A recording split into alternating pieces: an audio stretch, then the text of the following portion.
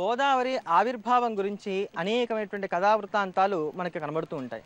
అందులో అత్యంత ప్రముఖంగా కనబడేటువంటి కథా విశేషం ఏమిటంటే శివ జటాజూటంలో ఉండేటువంటి గంగాదేవిని చూసి ఈర్ష్య చెందినటువంటి గౌరీదేవి ఒక గణపతిని పిలిచి ఎలా అయినా సరే గంగను శివుడి నుంచి దూరం చేయమని చెప్పగానే పన్నాగం పడినటువంటి గణపతి తాను గోస్వరూపాన్ని సంతరించుకొని ఈ యొక్క గౌతముడి ఆశ్రమంలోకి చేరి అక్కడ ఉన్నటువంటి సస్యానంతా కూడా మేస్తున్నట్టుగా నటిస్తే గౌతముడు దర్భతో ఆ మాయాగోవును అదిలించగానే గణపతి స్వరూపంగా వచ్చినటువంటి ఆ గోవు అక్కడ కింద పడి చనిపోయినట్టుగా నటించిందని చెప్పని ఆ గోహత్యా దోషాన్ని పోగొట్టుకోవడానికి గాను గౌతముడు బ్రహ్మగిరి మీద తపస్సు చేశాడని చెప్పని ఆ తపస్సుకు సంతసించినటువంటి పరమేశ్వరుడు తన జటాజూటంలో ఉన్నటువంటి గంగను నేల మీదకి విడవగా ఆ గంగలో సాక్షాత్తు గౌతముడు స్నానం చేయడమే కాకుండా తనకు కలిగినటువంటి గోహత్యా మహాపాతకాన్ని పోగొట్టుకోవడానికి గాను గోవును పునర్జీవితురాలను చేయవలసిందిగా గోదావరిని ప్రార్థన చేస్తే ఆ దక్షిణ గంగ సాక్షాత్తు శివ జటాజూటంలో నుంచి ఉద్భవించినటువంటి ఆ పవిత్రమైనటువంటి గంగ ఏ మాయా గోవు అయితే చనిపోయినట్టుగా పడి ఉందో అక్కడికి వెళ్ళి ప్రవహించగానే ఆ గోవు మీద నుంచి పారగానే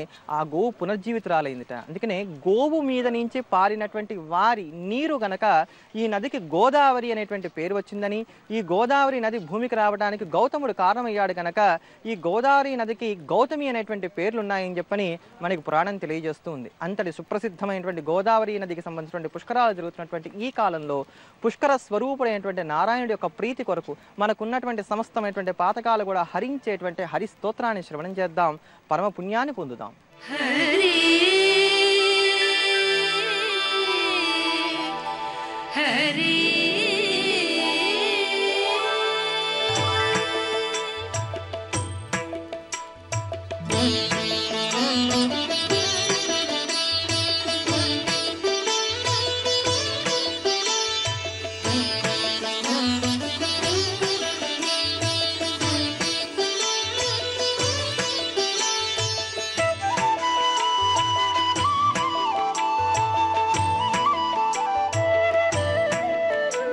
జగజ్జాలపాలం కనత్కంఠమాలం శరచంద్రపాలం మహాదైత్యకాలం నమో నీలకాయం దురావారమాయం సుపద్మాసహాయం భజేహం భజేహం.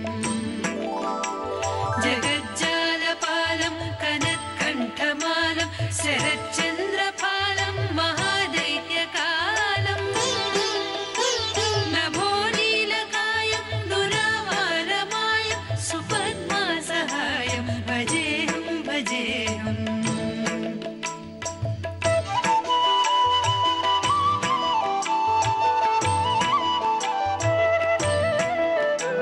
సదాంబోధివాసం గలత్పుష్పహాసం జగత్సన్నివాసం శతాదిత్యభాసం గదాచక్రశస్త్రం లసత్పీతవస్త్రం హసచ్చారువక్త్రం భజేహం భజేహం.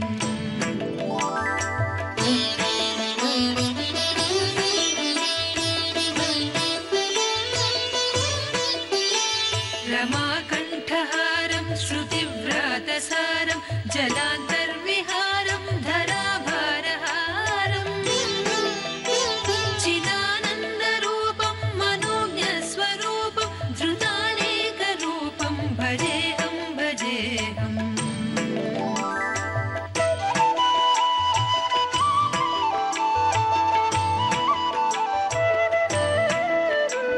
జరాజన్మహీనం పరానందపీనం సమాధాయ